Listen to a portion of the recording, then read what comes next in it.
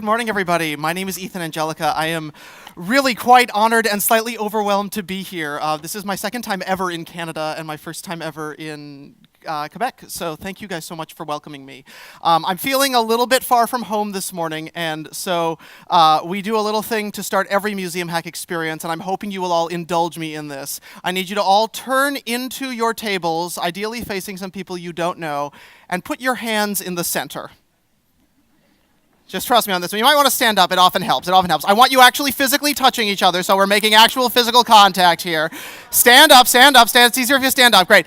Okay, now that you're there, I understand this works in sports, but sports are not my thing. We're going to go down on mu and then up on zium, okay? We're going to do that on the count of 3. Sorry? I don't know how you do it in French. I'm sorry, I only speak English. Down on mu, up on zium. It is early, and I don't want to break the convention center yet, so we'll do a level 4 on a scale of 10. But for, like, feelings and emotions and stuff, let's blow this place up. Ready? 1, 2, 3. Museum! Fantastic. Thank you all so much. I feel so much better. Go ahead and have a seat. I want to introduce you guys to this man. This is Nick Gray. Most of you have probably heard of or seen him. He is my founder, he is our CEO, he is the man who leads our vision, and this is the Metropolitan Museum of Art. And most of you have probably been here, and had you met my dear founder, Nick Gray, nearly 4 years ago when he started this thing, he would have told you that this place was a giant tourist trap. He had no reason to go here, nor did any of his friends. This was where you took your parents to say that you actually were doing New York-y things when they came to visit. But all of that changed one very fateful night. He was taken to the Metropolitan Museum of Art on a 3rd date with a very attractive woman. He was brought there on a Friday or Saturday night, which is when the museum stays open a little bit late. It looks a little something like this. It's the best time to be there. And as he tells us at every staff meeting, he's not sure if it was the lighting or the snow that was falling on that glass window right over there, or the fact that he had a very attractive woman telling him about all of her favorite objects. But that night, he fell in love with the Met. And this started a very long love affair because he started learning about his favorite objects there, and he started giving tours for his friends of his favorite stuff. Now, Nick is an electronics salesman. He's not an art historian, so his tours were not exactly the highest level, but people loved him.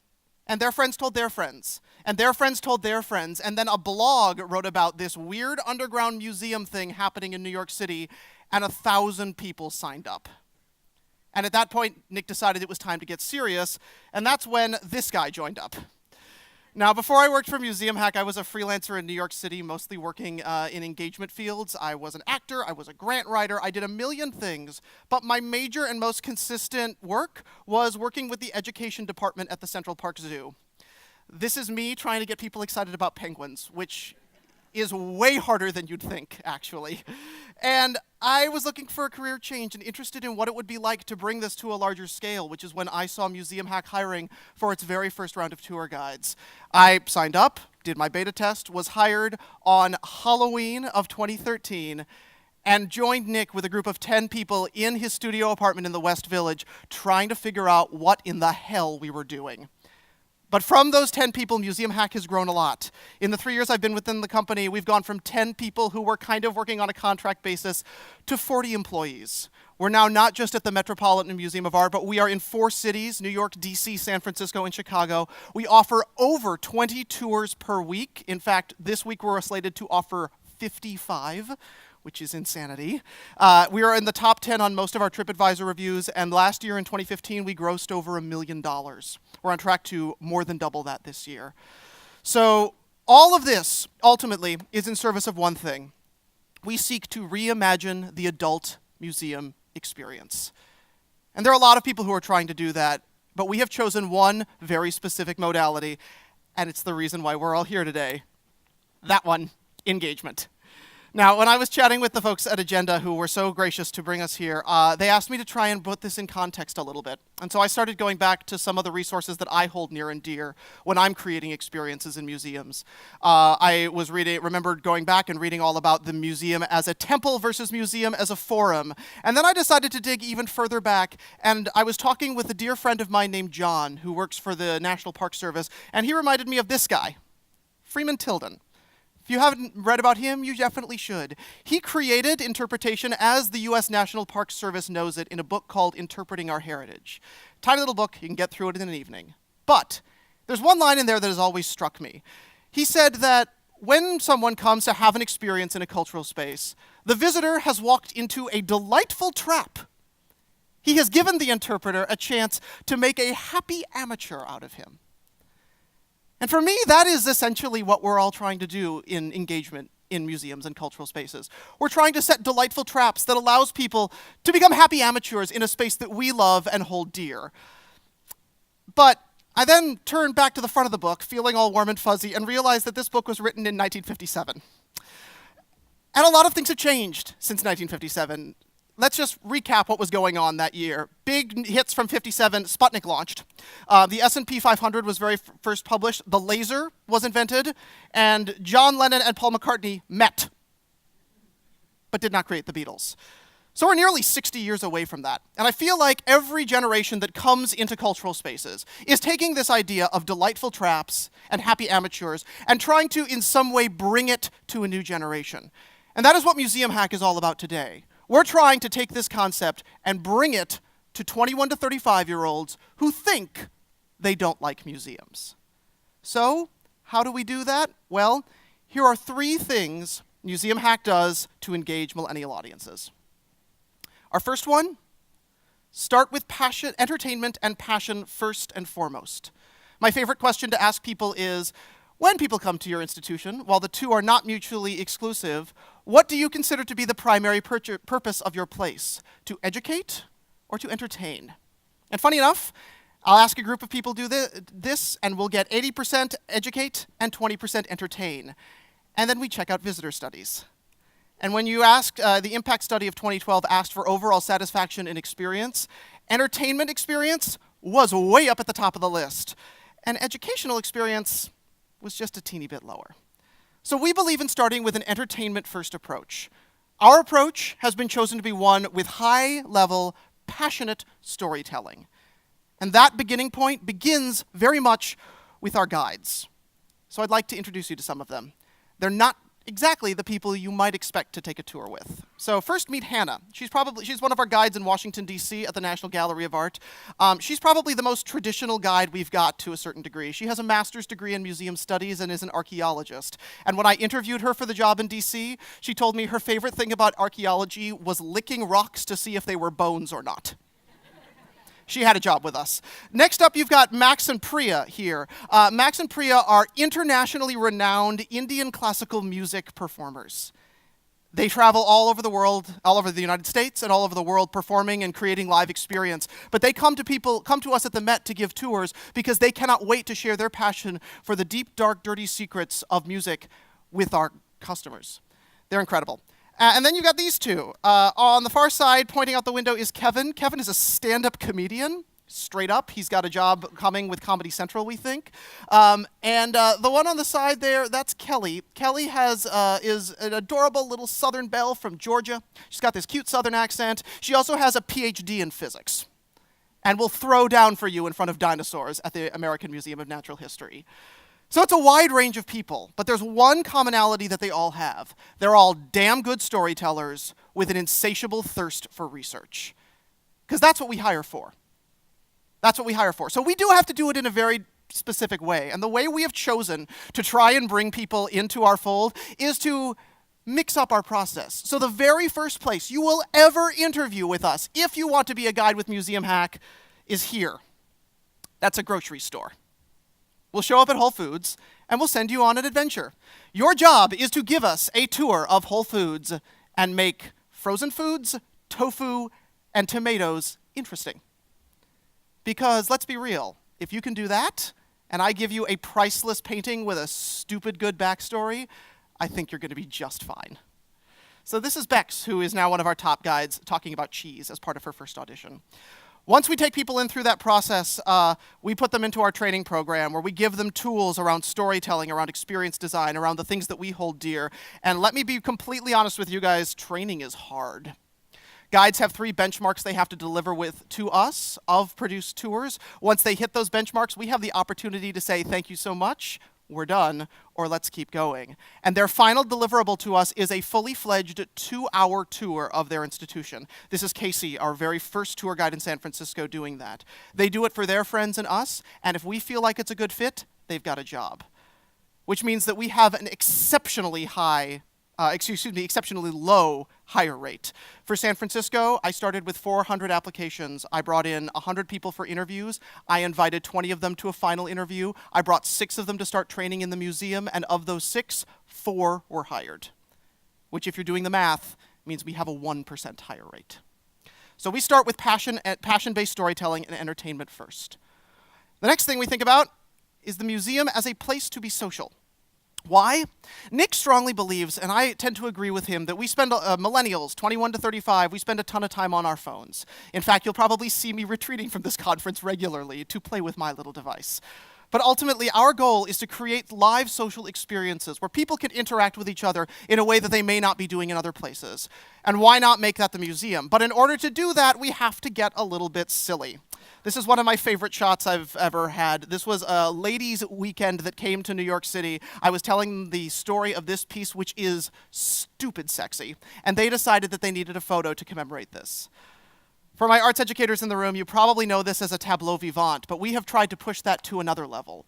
And I could tell you about all the ways that we have gamified the museum experience, but I figured it might be better if we just do it. So let's play, shall we? I need everyone to grab their smartphones, please, and make sure that they have access to some form of internet, whether it is Wi-Fi or cellular service. I'm going to throw up a list of different artists here. These are artists you might find in the Metropolitan Museum of Art. Generally, when I would put this activity together, I would bring you to a gallery that had a lot of faces in it. While I'm explaining the rules, I will ask you to Google your preferred artist on this list and pull up the face that comes up in the image search, one of the first 2 faces, all right? So I would walk you into a gallery and I would say, this gallery's got a lot of faces in it, and a lot of these faces don't really mean a lot to me.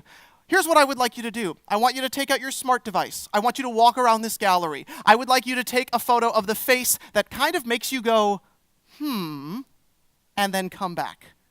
90 seconds, go. Take a few seconds and pull up a face, please.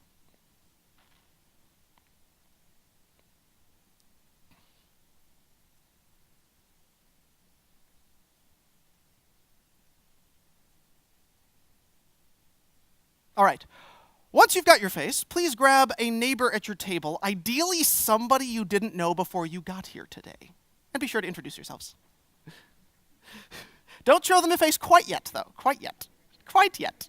We will get to that part, I certainly promise. If you're feeling a little left out, we can have 3-way situations here, but make sure that you are paired up with someone, please.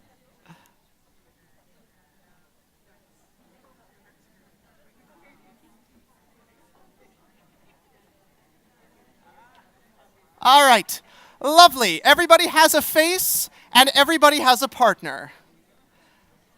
Let me explain to you how this game works. The game you are about to play is titled Matchmaker, Matchmaker. Here's what's just happened. Those 2 faces on your phone, they've fallen in love with each other.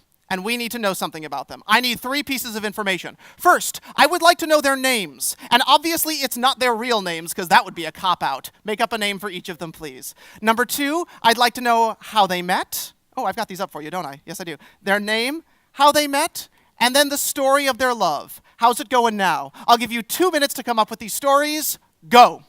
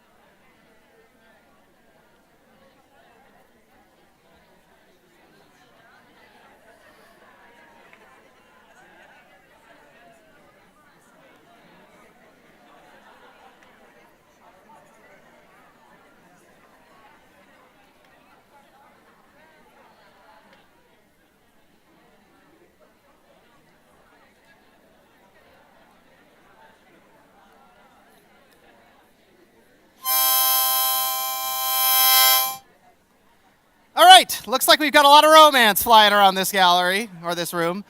I'd like to hear some of these love stories. So I've got microphone runners, thank you guys for that. Do I have any pairs who are brave enough to share their fantastic love stories? All right, we've got one right down front, wonderful. Now, as best you can, if you can show us the faces, that will be lovely, please.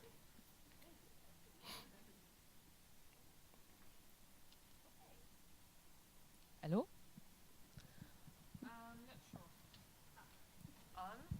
Hello? Oh, there we go. So, we've selected Auguste Rodin and Déjeuner sur l'herbe by Manet. Okay. And so here you have Théophile. Théophile, excellent, okay. And Naked Edmond. Naked Edmond, okay. This just got real interesting. So Edmond was actually naked because... She was playing with friends and Playing. just for fun, she told them, I will be naked in the garden. And because Théophile had his magnificent fur coat, Okay. and didn't want her to have bad encounter with the police, and also because he thought that she might be slightly cold, Follows. he offered her his coat. And so they fell in love. Okay. Wonderful. And how's it going today? So far, so good. They haven't met PETA yet. So Okay. That's probably a good sign. Snaps, everybody. Thank you very much. Fantastic. One excellent love story. Who else has got one for us today? Great. We've got one over there. Perfect. All right, so we all picked Mary Cassatt, and we have a portrait of Queen Elizabeth. Oh, I'm sorry, Lucian? Right. Okay, and then Girl in a Bath. Oh, my. So we got a theme starting today, guys. I'm nervous so about we've this. decided that Liz hires Sarah to be her nanny, and unlike most celebrity romances in which the man falls in love with the nanny, in this case, Liz falls in love with the nanny, tosses her husband over, and they become partners. Wow. Raising the daughter together. They're doing quite well, thank you. All right. These are some successful love stories today already. Very nice. Let's get one more. One more tale of romance.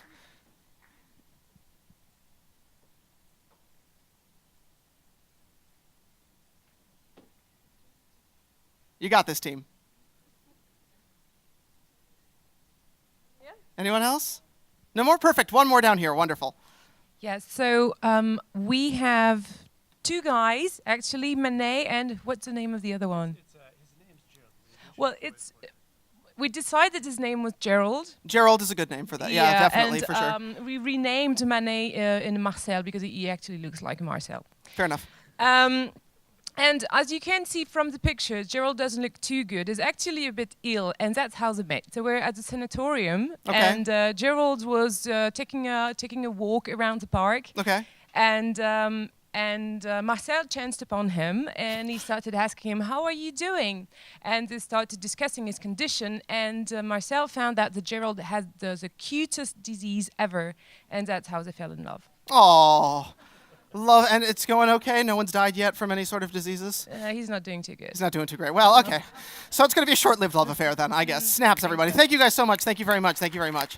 I love this game, and I love this game because as somebody who started his life in sort of arts education, what I've actually done is set a delightful trap for you and turn you into an amateur enthusiast. I asked you to find an object in a museum that it was appealing to you. I asked you to look closely at it to notice details about it that you thought were interesting. I then asked you to make an imaginative connection as to how this object connects with your life and your experience, and then to share that with a larger group of people. But had I turned to you and said, hey, can you do me a favor? Can you go find an object in this gallery that you think is particularly interesting? Look closely at it, notice some of the details, think about its imaginative connections to your life, and then let us know what that is.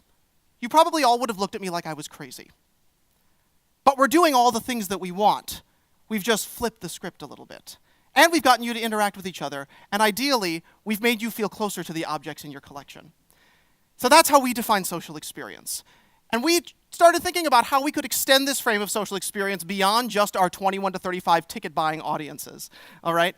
We started thinking about how we would bring groups into the museum. This is an example of some of the corporate team building we do. This is the New York State probation officers. We got all 118 of them in the museum.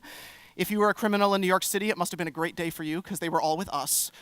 But what I loved about this is in my group of 12, and our tours max out at 12, I asked who had been to the museum before, and only half of these people raised their hand. And of those who had been to the museum, the most recent one hadn't been there in 5 years. It was a big success for us. But then we thought about, well, where else are we social in museums or in spaces? What other outside of museum social activities can we bring in? And we realized that museums are sexy. So we decided it was time to host bachelorette parties. These have become one of our most successful tour offerings. This is actually one of the very first ones we did because there's a lot of sexy art. And if you're going to hang out with friends and talk about sexy things, why not do it with the entirety of history behind you? So that's how we think about making museums social. And the third thing we think about in experience design in museums is creating a sense of exclusivity, whether that is manufactured or not. And as outsiders in the museum space, there's only so much of that we can do.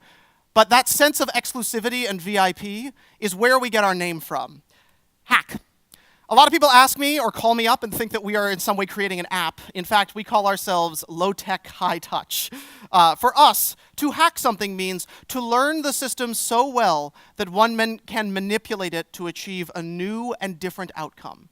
How do we learn the systems of a museum, the way that things are typically done, what is expected of the museum experience, and publicly flip it on its head to bring in people who think that place might not be for them? And again, I could tell you how we do this, but I figured it would be better to show you.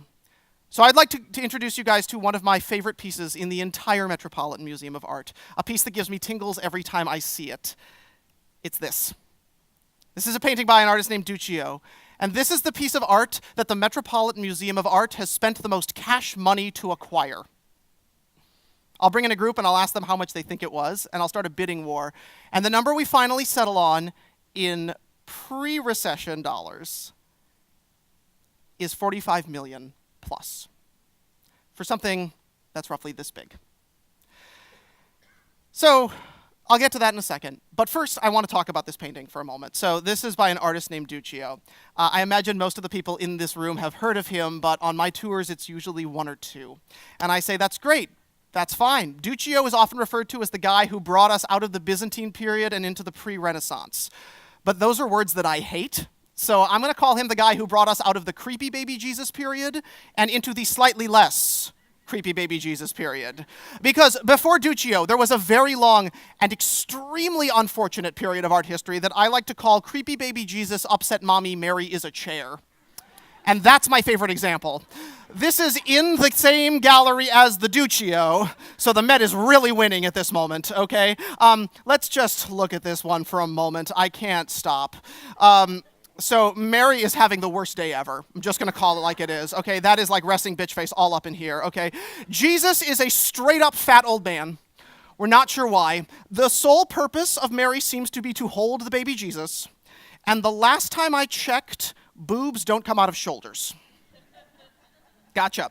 So why? Well, this is happening in the 12 and 1300s in Europe when we were all kind of concerned about not dying from the plague, as opposed to maybe painting people like people. So we'll let this one sit, and we'll go back to Duccio for a second. And suddenly when you look at this guy, something kind of cool happens, right? They're looking at each other.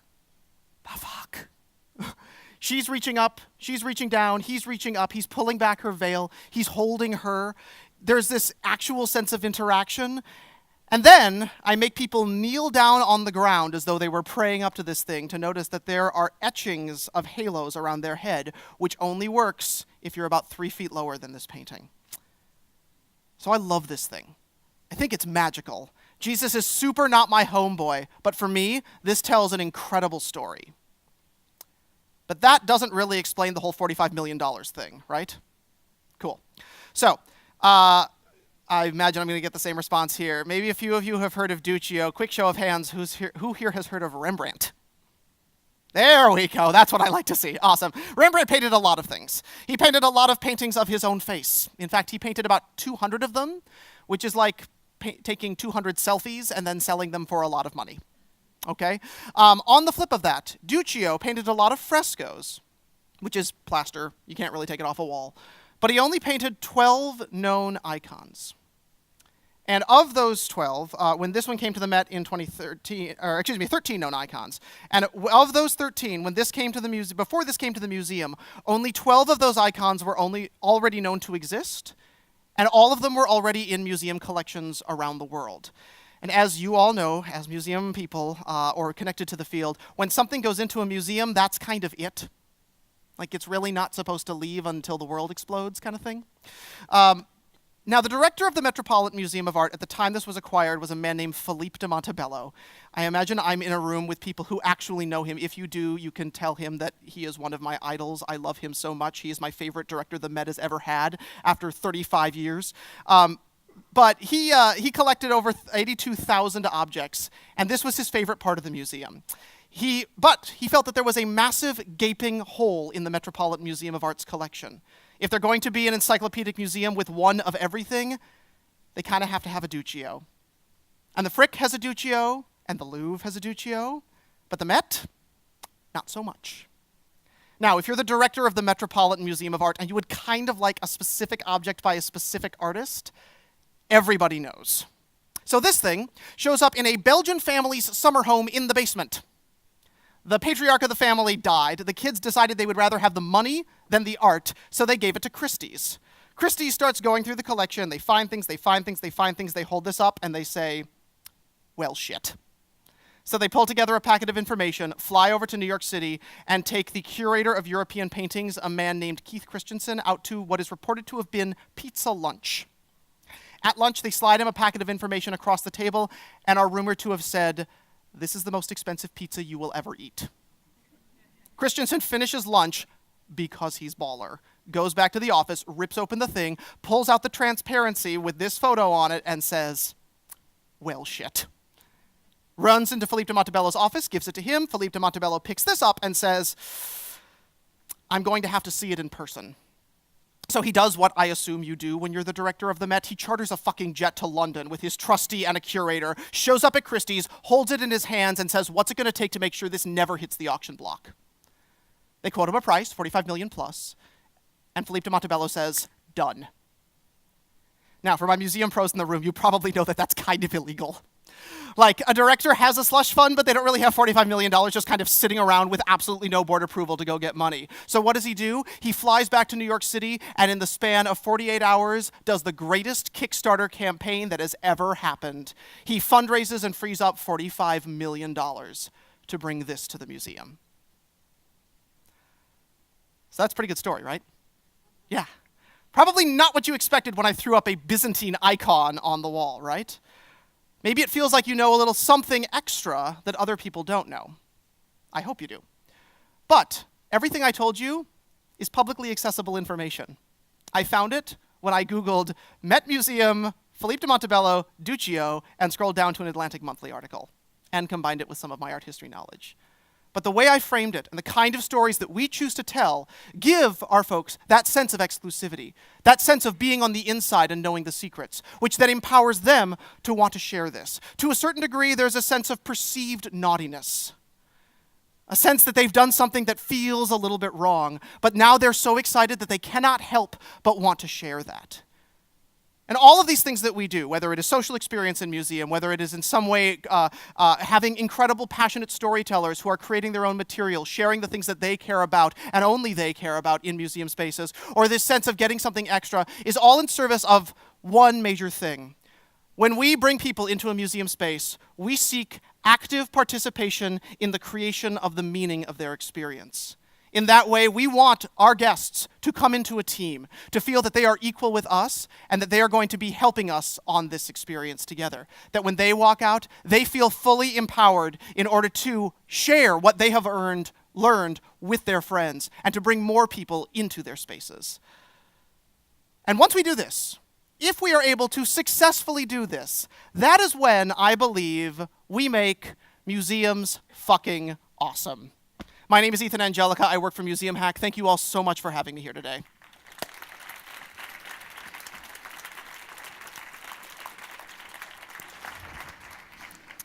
Thank you so much. Really inspiring. Who's ready to hire you to to go to in his museum. I mean, I would. I don't know. Yes. So we would be ready to, to engage such a dynamic and really totally surprising. Can you raise your hand? I would be interesting. Yes. Yes. So not many people. Not yes. Can you stand to see? I would be really interesting. People who are ready to go beyond. So it's not really, quite so. Yes. More and more people. Yes. Do we have French people? Yes, French people as well. So yes. So now you have a lot of people ready to work with. So thank you Wonderful, very much. thank you all. Thank you very much. Okay. Any question to Ital? Yes. Here there is a question.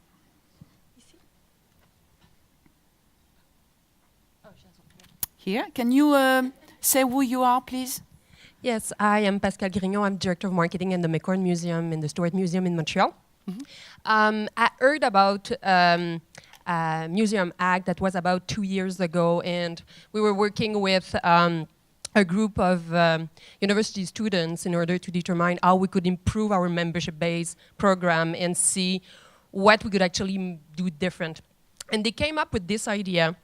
And back at that time, the concept that was proposed, and I believe they actually talked to people from your group, and it was said that it could be possible to do that kind of thing with volunteers, potentially coming from the membership base, the young McCord, as we call them, so the young professional group within our membership base. Now, knowing the percentage of hiring that you get, it kind of makes me think that might be actually very difficult to do that with volunteers, although this could be a lot of fun. So I would be curious about knowing if you feel this still can be something feasible in this different context than the one you are working with hired people selected very closely. That's Very a great good question. Yes. Yeah, it's an excellent question. And I think that it is true that it can be done on the inside, and it can be done from the inside. In many ways, because ultimately you are the bearers of the stories in a way that we can never be, because we are always outsiders whenever we operate in a space.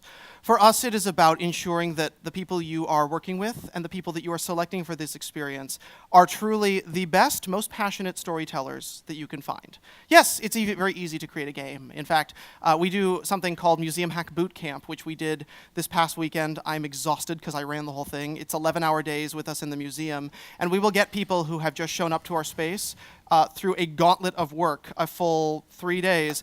They show up, take some tours with us on Friday, and by Sunday at 2:30, they are giving a museum hack tour to a paying audience. And these are people who come from within and outside of the community. And what we're doing with them is we're helping them ensure that their storytelling skills, their public speaking skills, their experience design concepts are at the highest level and pushing them to that next place. So yes, I think it can be done internally. What it requires is ensuring that there is a high level bar expectation of what kind of storytellers they are, and that their storytelling is always at the highest level. For sure. Okay, a question here. Hi, I'm Tiffany Lucas from Chanticleer. My question is, either now or when you started, did you approach the museums to let them know you were doing this? Did you set up a partnership with them, or did you just walk in the door and start taking tours? That's a great question. When we work with museums, we work within whatever their third-party tour operations policy is. So, for example, with the Metropolitan Museum of Art, we work through their group services departments. So, in that case, our ticket prices are premium at the museum. They start at $59. The Met charges a $22 per head cost per every person we bring in, so we pay that directly to them, which is about a third of our admission price. So in that way, it is not a formal partnership, it is still a third-party group, but we're using their existing infrastructure in order to exist in their space. Okay. Another question here. Hello. Yes. Yes. Oh, right over there. Jared, yes. Hello, my name is Jared Smith. I'm a student at the Université Laval here in Quebec, and I would like to know how you encourage the environment, the context of the situation to help find this exclusivity that you were talking about, how to really get people involved and get this engagement to the people, but from the environment. Right.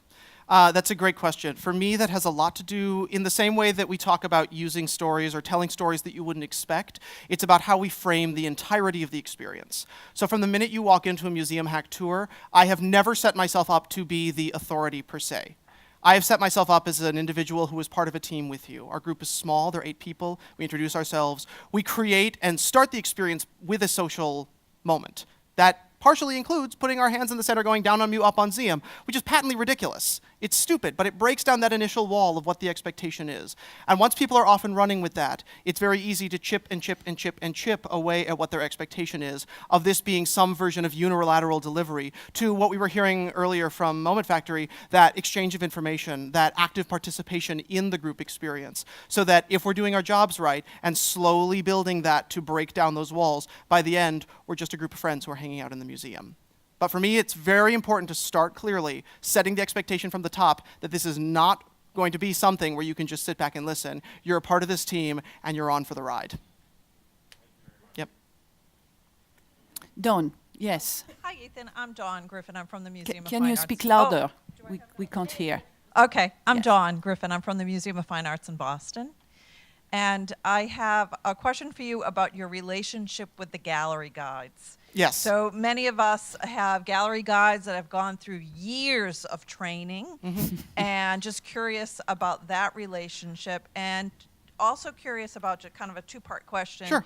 Is it sort of ultimately ending it up that you're doing the tours for millennials and the gallery guides are doing the tours for children and older adults? So 2 parts to that question. That's a great question. So in terms of gallery guides and docents, we are in no way here to replace that experience. That is an experience that is necessary and wanted by a huge population, including my own mother, who hates my tour. So in that case, we're not here to compete in any way with them. What we're serving is an audience that does not believe that the museum experience is for them. And I like to think of us, to put it kind of bluntly, as the marijuana to the meth of a museum. We're that gateway drug to get them in, to give them an experience that they might not have expected, and then show them that the museum actually does have a lot to offer. But to a degree, we're not attempting to compete with the museum itself. We're not doing children's programming. We're not doing programming for older adults. And we do see many of our, we're trying to fill in that gap for people who might not already be there, and that's the group that we bring in. That said, we do know that once we invite them into the museum and give them an experience, I'll give a tour to somebody on a Thursday, and I'll see them back in the institution that Saturday with their kids and friends and families, showing them the objects that we talked about. So we're helping bring people in. We're not attempting to compete with the existing infrastructure. Another one. Yes, no more time. Just want to make a connection with what we say yesterday. Yes. We started with staff engagement, how and on your website there is team building. So how would you advise us here, people who are working in the museum with many different departments, to engage with a permanent collection, or how should we do a team building inside the museum? An internal team building? I think Yes. that's a great question. First, I like to, I've been proposing the idea of hack days to museum for a very long time. How can you go in and try and flip the switch on yourself? How can you take a day and have everybody in the museum, whether they're engagement staff, communication staff, development, wherever they come from, go in and reconnect with all of the objects and reimagine if you had to tear this place down and build it back up, how would you do it, and why would you do it? But that said, the other thing that we are big fans of is what we call our monthly trainages and hangages.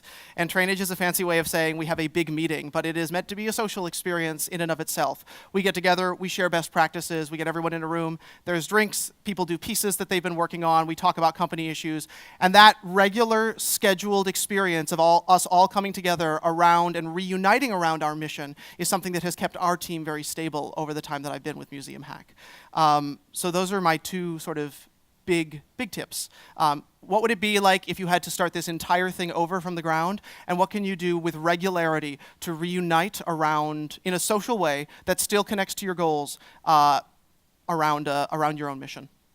Excellent. Thank you so much, Perfect. Etal. We make note of that. Yes, Clémence, the next step. I do actually. Can I get my slide back, please? Because it's this next one here. We're going to play human bingo. I figured it's the beginning of a conference, and I've had the chance to come to a few of these, and I have a hard time with these business card things. For some reason, they don't stick with me. They go all over the place. I have too many of them, and I don't quite know what I'm doing with them. And then I always have to make some sort of note about the individual so I remember who and what exactly you actually were when I'm talking with you. So we've devised something that keeps people active and lets you quickly learn a little bit about each other.